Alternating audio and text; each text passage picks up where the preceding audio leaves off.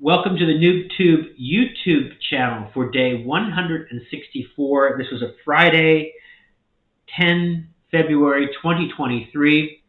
So I started the day off. I did exercise, 45 minutes on the treadmill with a 5-minute jog. And then I also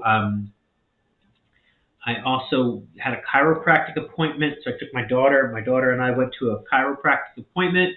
And then I had a power solar appointment.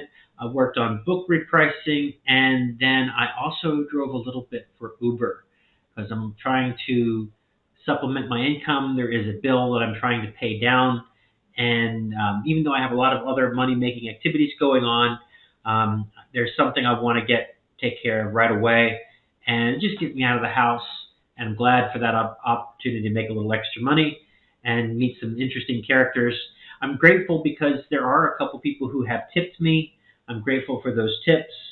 I understand not everybody's in a position to tip, so I'm grateful for all the passengers, but I'm especially grateful for the people who tip.